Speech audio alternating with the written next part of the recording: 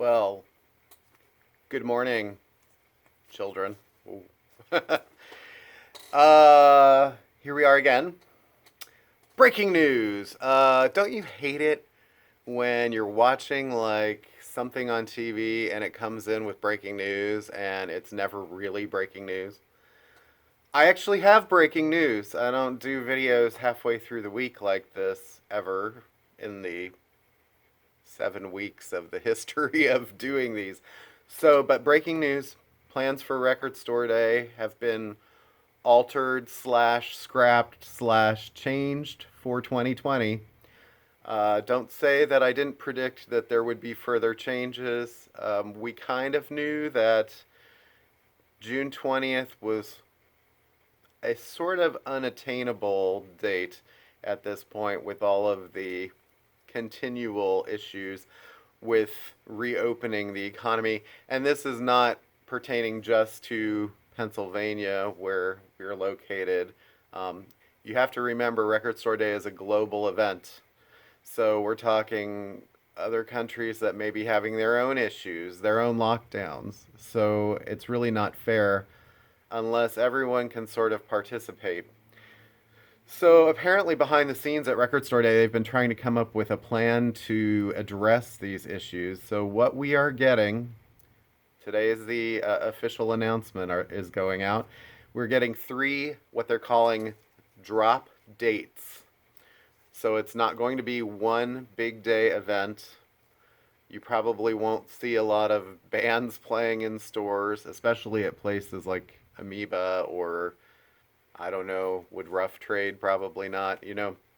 Um, so August 29th is the first, September 26th is the second, and October 24th is the third. And I will continue to remind you of these things as they come along. What they're trying to do is equitably split each one of those dates so there's a certain staggered amount. Basically, there's a lot of things that have gone into this to this point, and they're trying not to just lose the entire thing for people this year.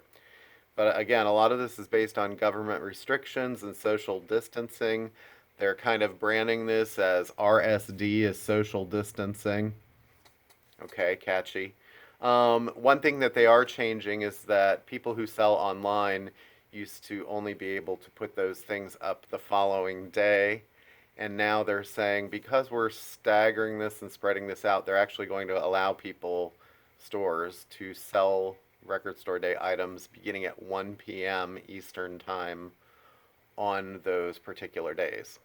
So if you are for some reason averse to coming to the store, which I cannot understand why you would not be averse, but we will address those issues. Again, if you watch my last video, I sort of mentioned possibly doing a curbside system. We're sort of still in discussions about how to handle that. But that way, at least you'll be able to purchase things from home on that day based on what is still in stock that hasn't sold out in the morning. You may have a better shot at things that way. It's hard to say. You can't predict this year what kind of crowd or turnout there will be. And like I said, I think there's pluses and minuses to this. So let me just address some of the positives first. So it's not going to be a 1 day big event. So good thing for the store, our bill will be a little bit less than normal. Or it will be a staggered bill spread out over 3 months instead of one big. I've just bought the most expensive limo I could find.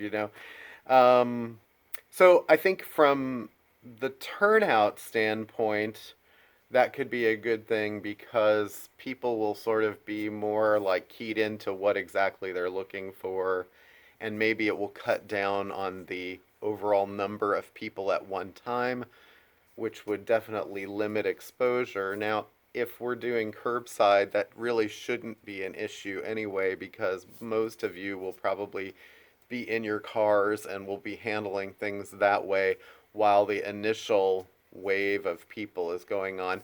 Probably what will happen is later in the day, we'll open the store to a few people at a time. And that, again, will be, we're going to have limited time, limited number of people, depending on who's waiting outside. I mean, I don't know if we're still going to have to take people's temperatures or what. So, also, with this not starting until August 29th, it gives us a little more time to kind of address some of these issues and figure out how we're going to handle this. So, if you're in a big store like Amoeba, with this might be a good thing for you because you're not going to get slammed with a whole ton of people all at once.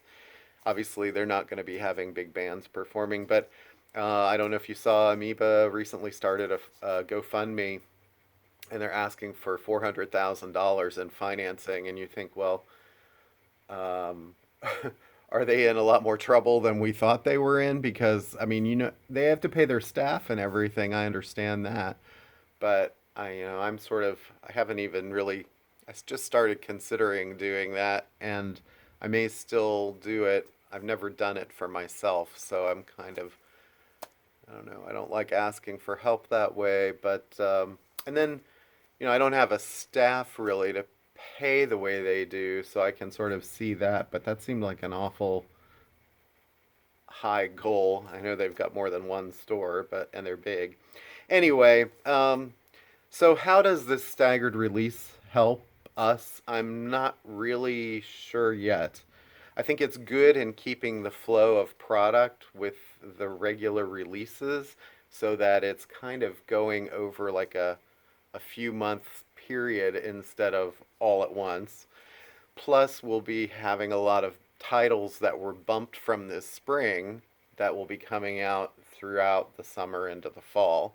So that will be more staggered. So, and you'll see things like Fiona Apple in July, and I think end of May, May 29th is still the date for Mac Miller's last album on vinyl too. So there's things that are going to be more spread out. So that's good for you as a consumer because you're going to have less interaction with people. Good for me as a business person because I'm going to have less interaction with people all at once. Um, the bad thing is that I have to plan that a fair amount of these people now, though, are going to be coming 3 times. Some of them may only come once because they'll see something on the list that will be like, oh, this is on this date, I want to get this. Some of them will come multiple times. So in that case, am I setting myself up for more sort of exposure, possible exposure? I have to watch how I use that word, to a customer situation, even if it's curbside. Okay. Um, I think that the curbside thing might really help, but again, we're going to have to see how this works. And I just ask, please bear with us and be patient while we do this. And I don't know if other stores are planning similar things like this. I'm just trying to think ahead and think outside the box a little bit because I think limiting the number of people actually in the store at one given time is a good thing. The bad thing is, I like people to look around and browse and see what other things are in the store.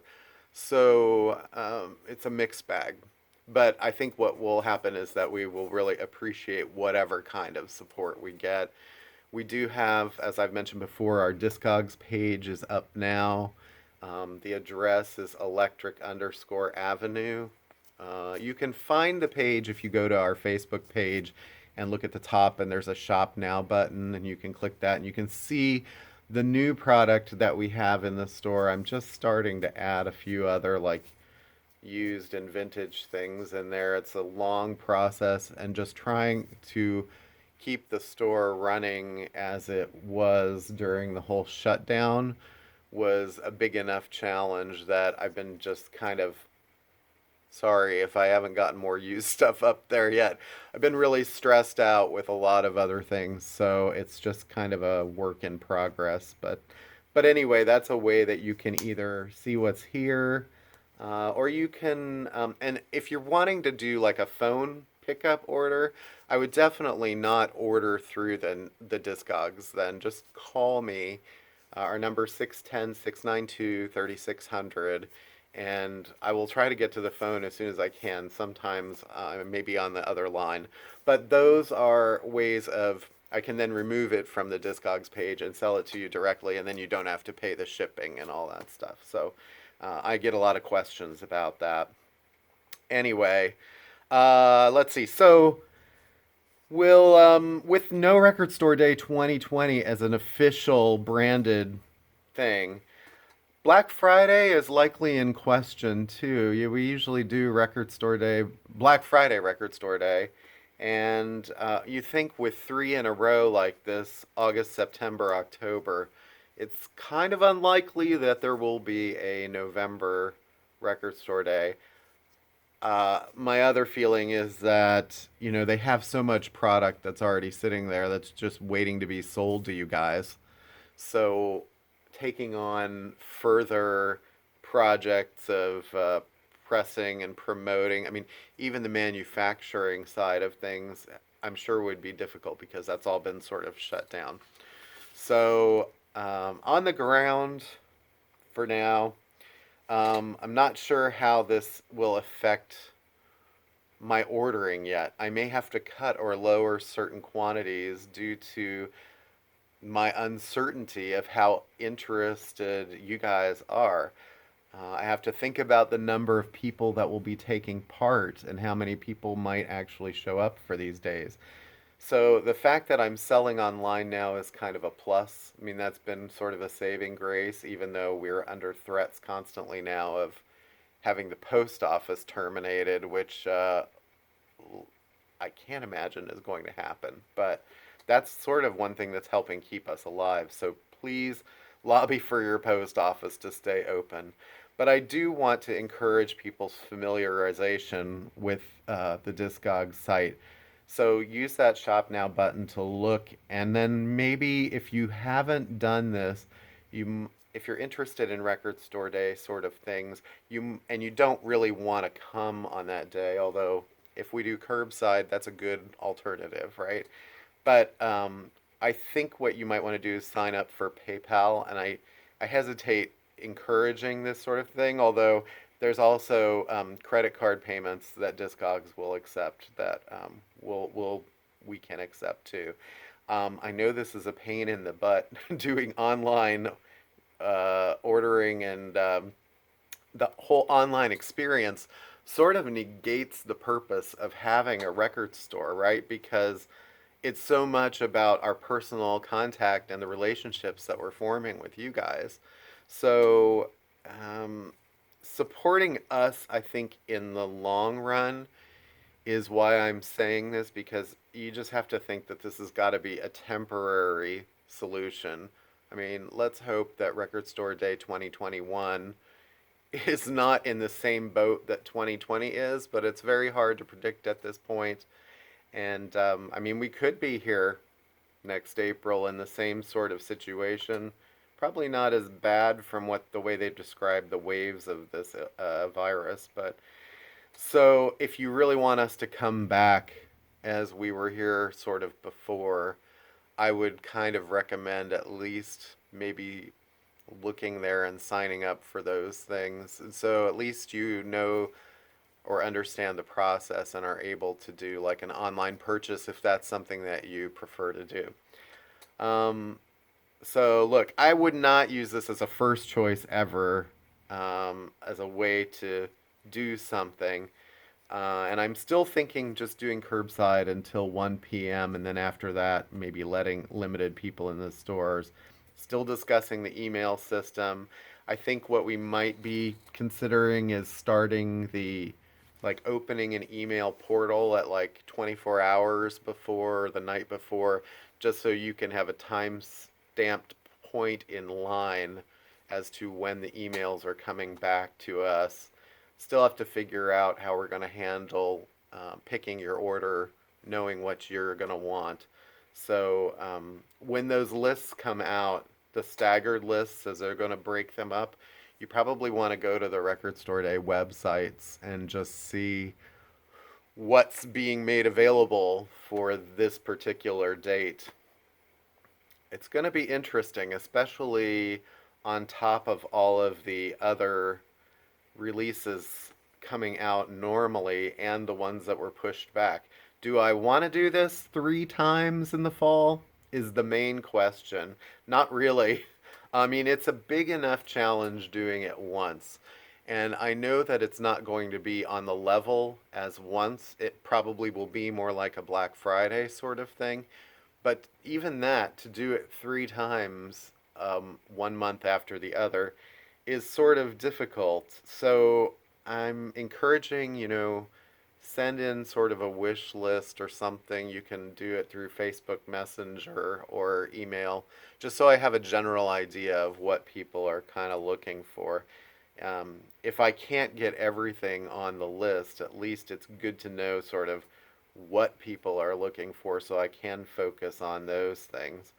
But from the standpoint of having, I usually have helpers here come in, like volunteers who sort of kind of say, like, yeah, I'll be there and sort of help you keep the line maintained and sort of make sure that, and I'm going to need those people this time with if we're doing curbside.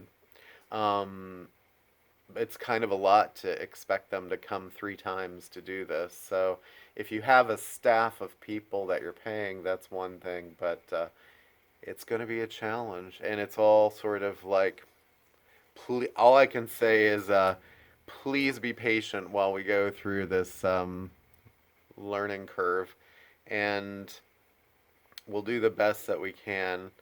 But as far as the ordering goes for right now, they say that I'm still able to change and alter my orders. So it would be good to know exactly sort of things that you guys are looking for. And also, that way I can sort of kind of mold the order as to what I think it needs to be per time. I would hate to have it be drastically reduced and then have an extra number of people interested that I thought wouldn't be interested. And the same goes the other way, having way too much stuff ordered and then having it sit there, or having it not turn online either. So these are the quandaries that the record stores are facing right now, the indies. I'm sorry this video is super long. I think it's the longest one I've done. But this news is breaking today, and it's it was a very unexpected sort of choice. I can understand why they made this choice, but it sort of like presents a whole new issue, set of issues, really. So, all right. Thanks very much. Enjoy your day. I've said too much already. Uh, be well, and we'll keep you posted. Bye.